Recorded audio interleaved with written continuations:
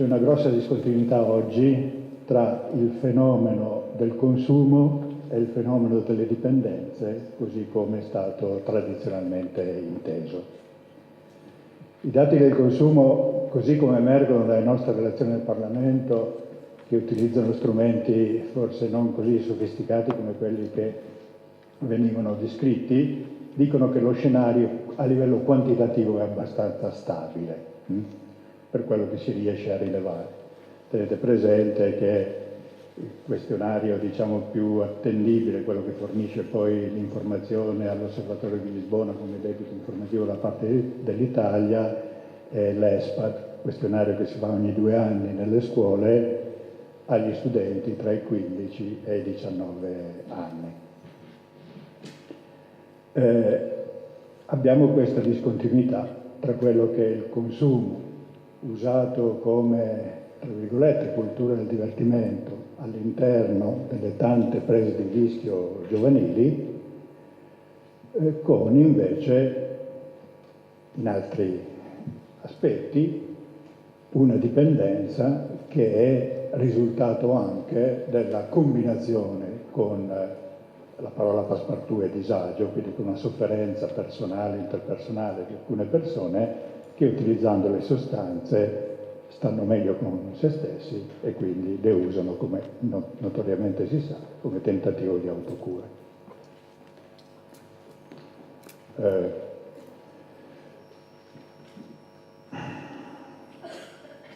L'abuso ripetuto e l'intossicazione acuta sono quindi il ponte verso la dipendenza patologica e, come è stato detto, la psicopatologia psichiatrica. Io ho incrociato molto velocemente alcuni dati che arrivano dalla relazione del Parlamento 2015 con la ricerca di Pavarin, sociologo bolognese che però ha fatto un lavoro su Treviso, su una popolazione giovanile d'età abbastanza analoga, dove abbiamo il 12% della popolazione giovanile, quindi siamo sempre sui 16-20 anni, che nell'ultimo mese ha fumato cannabis. 56%, tanto per avere il corrispettivo con la droga legale, quindi col tabacco, 56% fumatori di tabacco, però di cui, guardate bene, il 10% fumatori pesanti di tabacco, quindi da 10 a 20 sigarette al giorno. 44% abusato d'alcol, 6% gli episodi di binge drinking. 6% affetto da shopping compulsivo, consumismo compulsivo, 4% dipendente da internet, 1% da gioco d'azzardo patologico. Ovviamente da gioco d'azzardo patologico non sono i comportamenti di rischio. Da una vecchia relazione al Parlamento, non tanto vecchia, del 2013, dava un dato singolare, però interessante. A 16 anni avevamo il picco di eroina fumata da parte delle ragazze, il picco e il successivo abbandono. Questo ci dice quanto l'età dei 16 possa configurarsi a volte in una piccola età di svolta, dove si cominciano a fare delle scelte, dove cessa un comportamento di sperimentazione, diciamo, totalmente spericolato. Abbiamo diverse configurazioni del consumo giovanile abituale, il policonsumo sperimentale, compreso appunto il binge drinking, l'assestamento, guardate questo è lo scenario più grosso con cui dobbiamo fare i conti, no? Per fortuna limitato a 3 sostanze, 2 legali, alcol e tabacco, e una illegale che è la cannabis. I dati ci dicono che chi fuma cannabis insieme ad alcol e tabacco ha una fidelizzazione alla cannabis intorno al 75-78%, quindi non passa all'uso di altre sostanze e diciamo, il consumo di cannabis risponde a una curva di Gauss. Si cominciava, diciamo, appunto, da quando vengono fatti i rilievi dell'ESPA, 15-16 anni, adesso anticipato a volte anche nell'età della media dell'obbligo, si ha un picco intorno ai 20, 21, 22, dopo il consumo comincia a scendere, perché non c'è più quella cultura del divertimento, quei gruppi di aggregazione, quel modo di stare insieme e di essere, si fanno altre scelte nella vita. La gaussiana però è imperfetta, nel senso che non si azzera, altrimenti non si spiegherebbe quello che in Italia in maniera spannometrica, cioè misurato a spanne, viene stimato di 4 milioni il consumo di cannabis nella popolazione. Nella vicina Francia diventano 8, quindi a culture simili, vedete come le misurazioni sono diverse. Però questa triade di queste sostanze sono quelle consumate per fortuna di più dai ragazzi, per fortuna. Sappiamo che diciamo il prezzo che si paga è a lunga scadenza, non è immediato. Poi c'è l'abuso di cocaina, anfetamine e delle altre nuove droghe, come è stato detto, l'uso di oppiacei e benzodiazepine mirati a gestire il down degli stimolanti. Se io consumo ecstasy, anfetamina, cocaina, eccetera, e poi ho una fase di callo, di bassa, di astenia totale, oppure sono ancora troppo eccitato, ho bisogno di ricorrere agli oppiacei. C'è anche un consumo, una precedenza inversa. Recentemente un ragazzo mi diceva: guarda, io fumo un po' di eroina prima di farmi di cocaina, perché in questo modo mi prevengo le paranoie. Quindi vedete come gli usi sono personalizzati.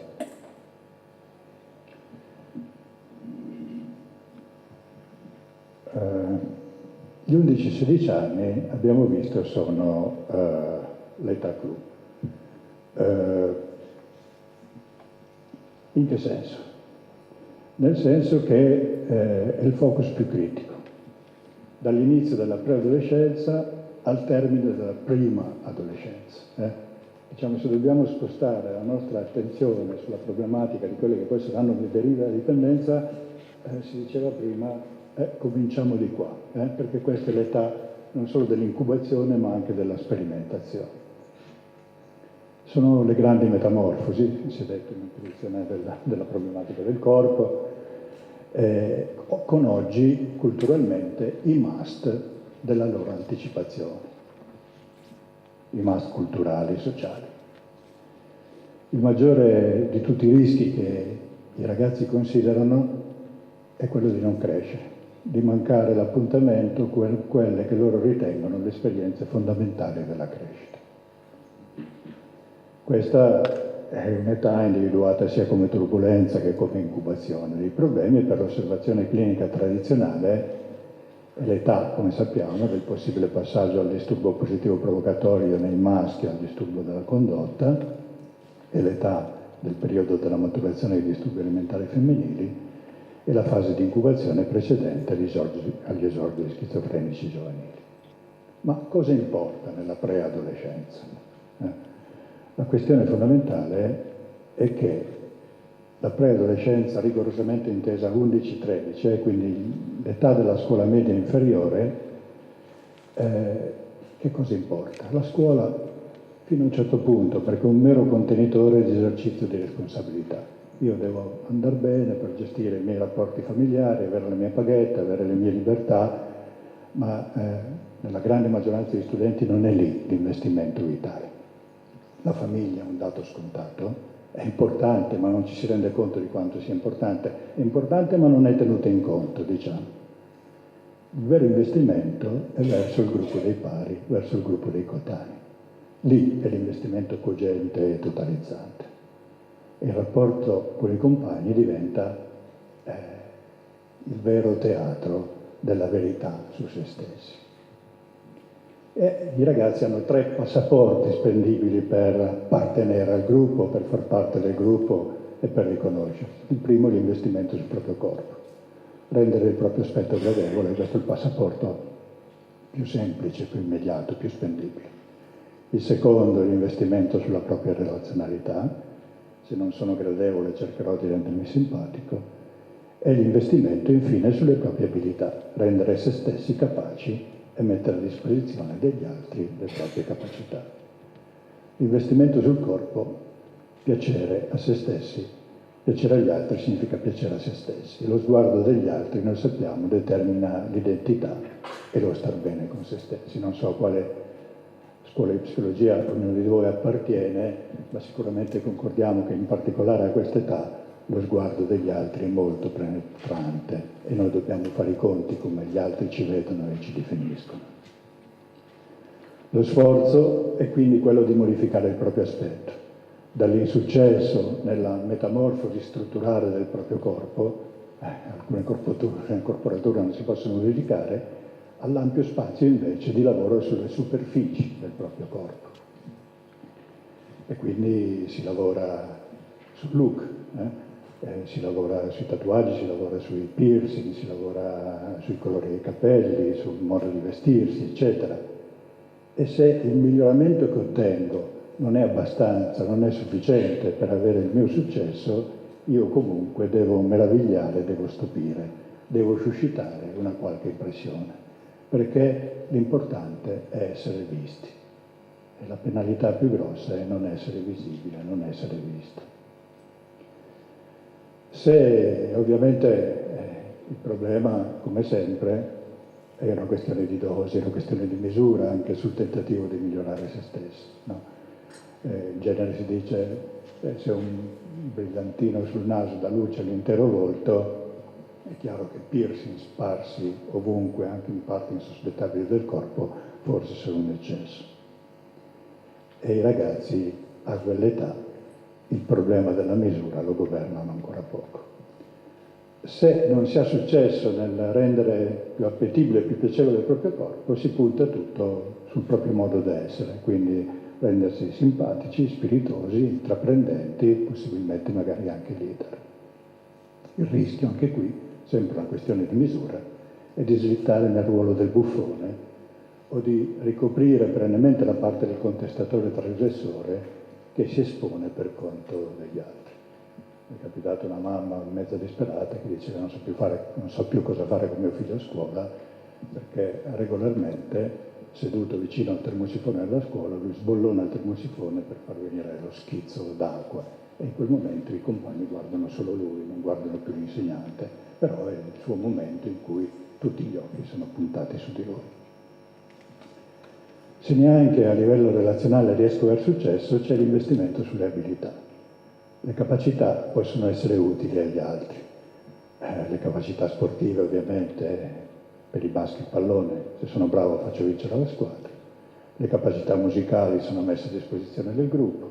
Le capacità telematiche consentono di acquisire più conoscenze e potere, ma anche le capacità scolastiche, se però guardate, vengono messe a disposizione del gruppo, fanno risparmiare fatica ai compagni. Se faccio l'avaro rispetto alle mie capacità scolastiche, ulteriore motivo per essere preso di mira.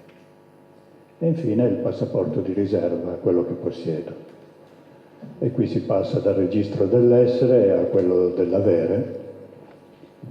Come diceva Fromm, si mettono a disposizione dei compagni i beni di cui si dispone.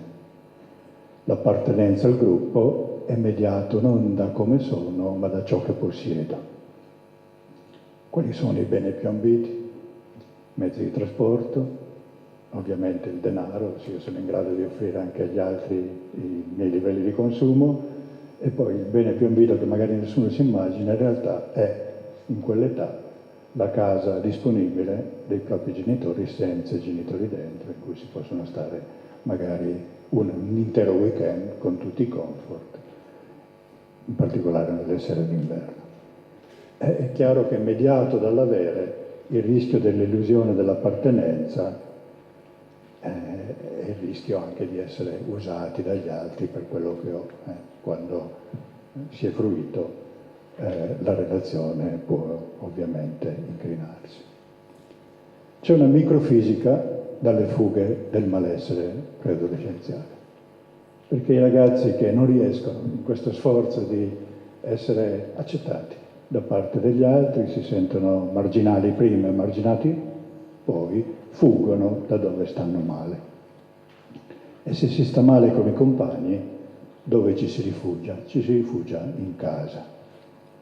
Se i compagni con cui si sta male sono a scuola, si evita in primo luogo la scuola. Se si sta male anche in casa, ci si rifugia nella propria stanza o si cercano all'esterno aggregazioni alternative tentando di trasformare, in questo caso, la fuga in un'avventura. Quali sono i rischi della fuga in casa? L'isolamento sociale totale. la cronicizzazione di uno stato di passività da cui è difficile uscire, il ricorso a consumi palliativi e compensativi, e quindi mangiare le sostanze molto spesso, una continua ruminazione, direi rancorosa, rispetto al rifiuto di cui si è stati oggetti, e quindi una rabbia che sedimenta, lo sviluppo conseguente di un atteggiamento, diremmo, passivo-aggressivo, e l'utilizzo della virtualità telematica come unico strumento che ti rimane per un rapporto di mediazione con l'esterno. Quindi, badate bene, qui internet diventa una risorsa, arrivano genitori preoccupati, mio figlio è sempre attaccato a internet, eccetera. Beh, fa solo quello, fa anche altro. Esattamente come per il consumo di cannabis, no? La prima domanda che si fa a un genitore è: ok, consuma cannabis, ma poi che altro? E dal quadro complessivo che viene fuori si è orientati verso una diagnosi o verso un'altra, no? In questo caso, per queste persone che soffrono in questi stati di disagio, tra virgolette, internet rappresenta un'importante risorsa. Per molti, infatti, è un percorso simile hikikomori, da completa condotta di autoritiro. Il ritiro sociale ha a che fare col consumo, quindi la condotta di ritiro non come strumento per la remissione dell'uso, in alcuni casi anche, ma come viraggio delle istanze di dipendenza. La cessazione o l'aumento del consumo, quindi come variabile a questo punto, una variabile secondaria della scelta di autoisolamento, con lo sviluppo anche di dipendenze comportamentali a sostegno della scelta di ritiro sociale. Una itera di per sé non è il veicolo della dipendenza. La dipendenza si instaura poi dall'oggetto cui iter ti dà accesso. La più tipica oggi sono i giochi di ruolo. Il gaming è la più tipica dipendenza di internet, a cominciare dagli sparatutto. Talvolta l'abuso di alcol si instaura in maniera progressiva, aumentando a sua volta la conflittualità familiare. Mi ricordo un vecchio ragazzo alcolista che mi diceva: io non bevo perché sono contro il mondo, bevo più semplicemente perché il mondo non lo voglio più incontrare. Quali interventi? Qui la domanda è assente, la richiesta di aiuto avviene da parte dei familiari, quindi la domanda viene portata dai familiari. Il primo obiettivo è entrare in contatto direttamente o indirettamente con i ragazzi, e il secondo obiettivo è lo stanamento graduale dalla condotta di autoreclusione.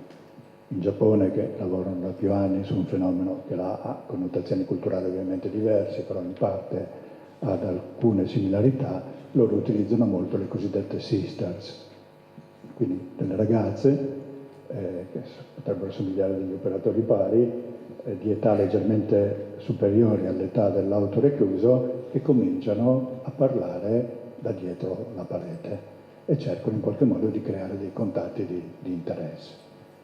Uno che stiamo seguendo con il gruppo Abele a Torino, il padre ha solo avuto un successo, quello di eliminare la porta alla sua stanza, che era perennemente chiusa, rischiava di lasciargli, come in Giappone, il pranzo davanti alla porta della stanza, e di sostituirlo con una tenda, in modo che potesse comunque capire intanto che cosa succedeva in quella camera.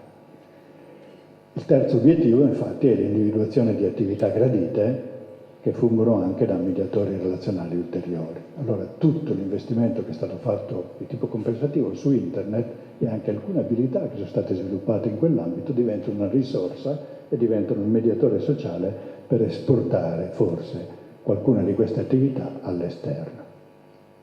Quarto obiettivo, lo sviluppo successivo di capacità in cui ci si comincia a riconoscere e ad essere riconosciuti.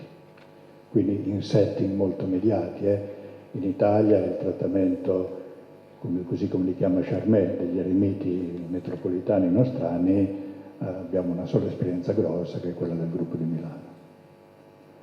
Il quinto obiettivo, poi, una volta stanati, una volta condotti in un ambiente che abbia alcune possibilità di tipo terapeutico, è quello di fare i conti con i comportamenti di dipendenza associati, in particolare alcol, ma anche sostanze. Quali interventi? Abbiamo visto. Quindi, il primo problema sono le condotte di ritiro a cui si associano dipendenze comportamentali e dipendenza da sostanze.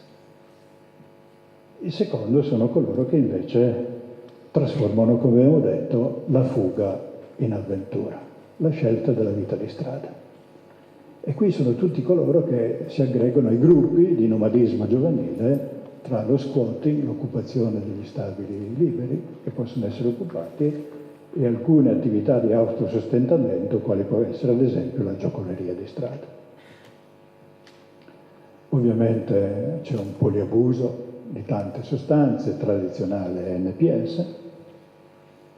Il conflitto è portato a livello istituzionale, siamo squatter, occupiamo delle case in maniera abusiva, siamo contro, e ovviamente in alcuni di loro il malessere affonda, ha delle radici nella loro biografia.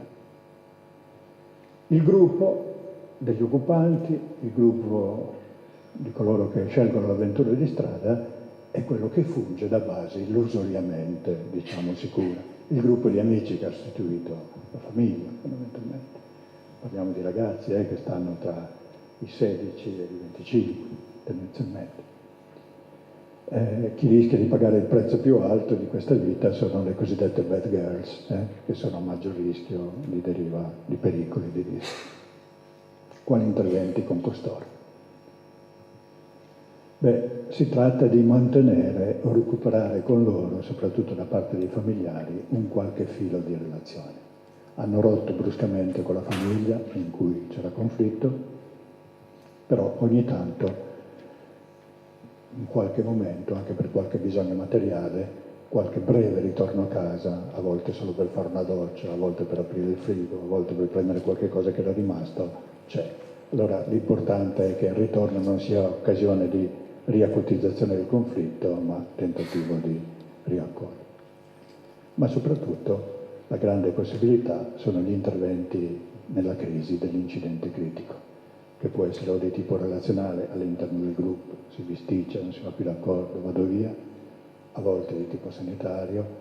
Pensate che nei REV la maggioranza degli incidenti oggi non è tanto dato dall'assunzione di sostanze, ma dalle conseguenze dei luoghi in cui avvengono.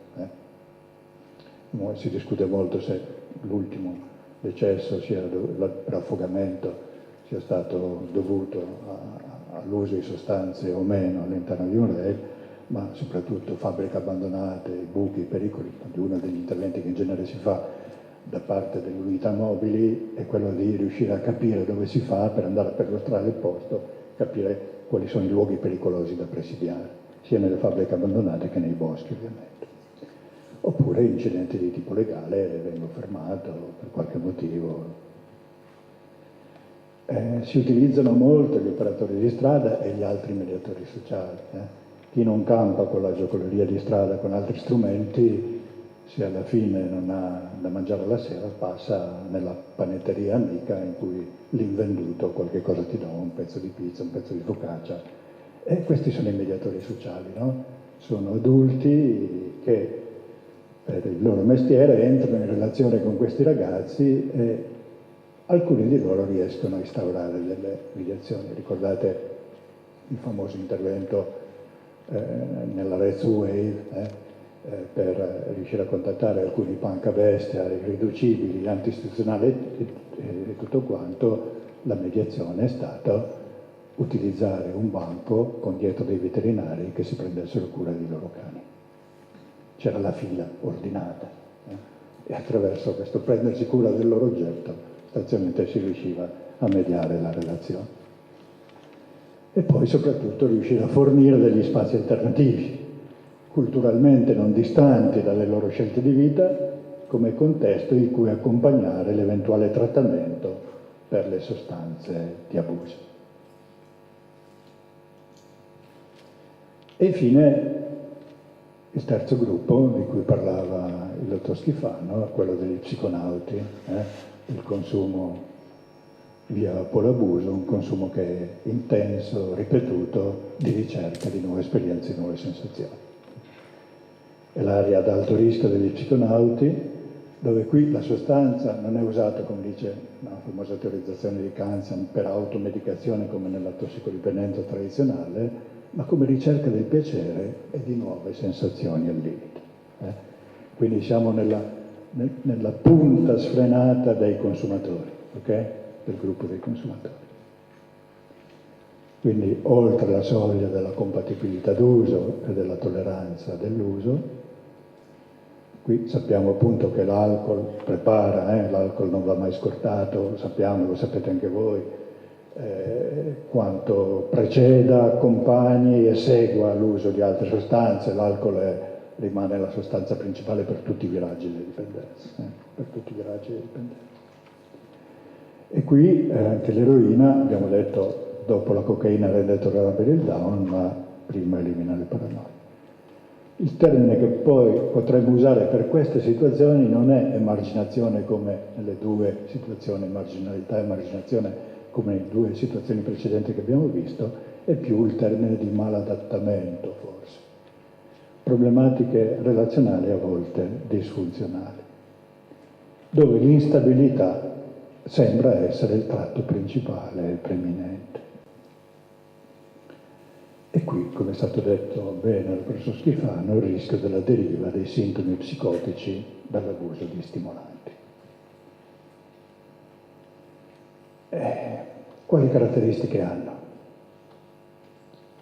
Da una parte, il pensiero paranoico è il nucleo centrale, però soprattutto l'ipersensazione è il vulnus di tipo psicomotorio che in qualche modo ne deriva, perché la sostanza modifica innanzitutto la sensorialità,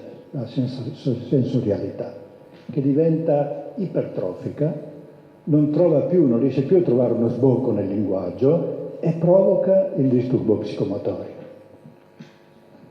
Quindi i disturbi del movimento che a un certo punto attaccano la persona. Non so se vi è mai capitato di vederne qualcuno a Torino nei tram, soprattutto di notte, durante il weekend, è capitato di vedere uno che andava in maniera ossessiva avanti e indietro, gridando, quasi marciando, eccetera. Quindi il bisogno di sfogare.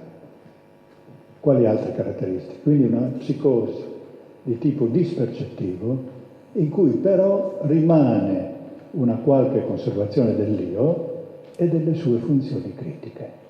L'io non è rapito dalla psicosi, non è totalmente al servizio della psicosi.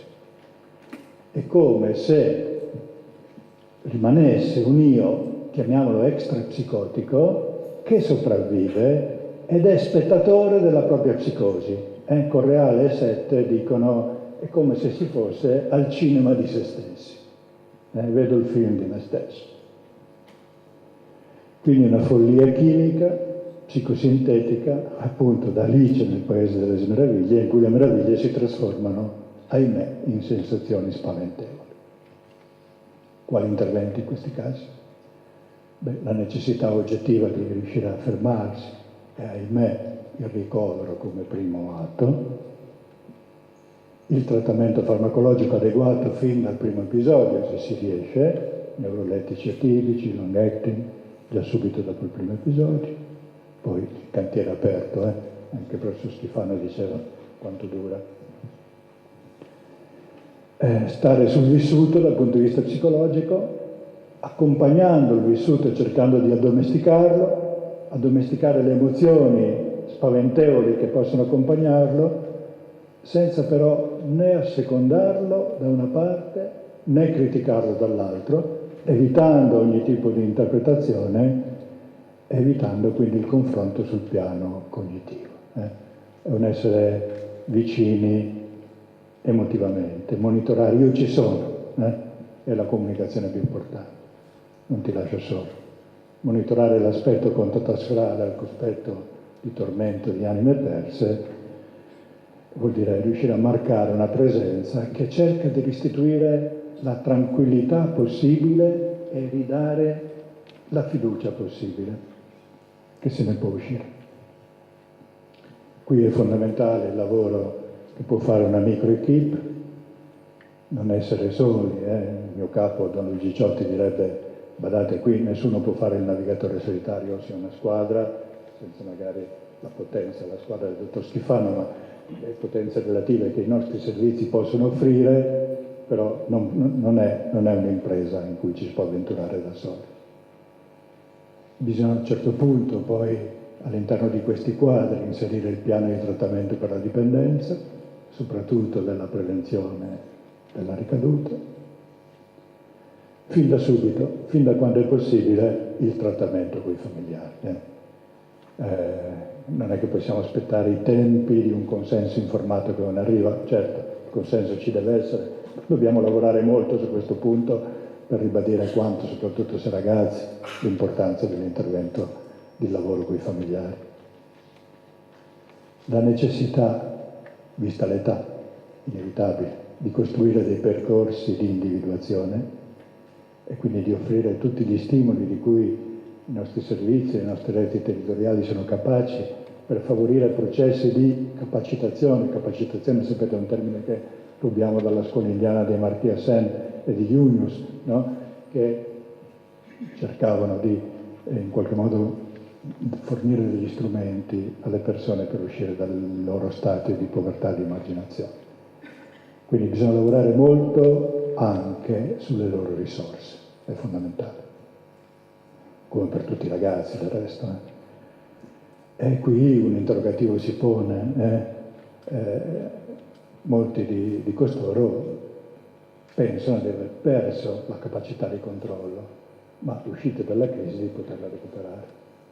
E allora è possibile un ritorno all'autoregolazione dei consumi? Il mondo dei consumi, diceva il dottor Schifano, non arriva ai CERT, si autoregola, poi qualcuno incontra la deriva. Chi ha incontrato la deriva, in che misura è possibile ritornare all'autoregolazione? Probabilmente no, probabilmente no. Quindi, per concludere, quale futuro e quali strategie? Sono queste tendenze che abbiamo cercato di descrivere che aprono nuovi scenari di intervento, o sono di nuovo fenomeni transitori, come ne abbiamo visti tanti anche nel mondo della dipendenza, destinati a mutare nel breve periodo? Si sta già, ad esempio, cogliendo che sta arrivando in Italia le avvisaglie di una piccola epidemia di ossicodone, come in America.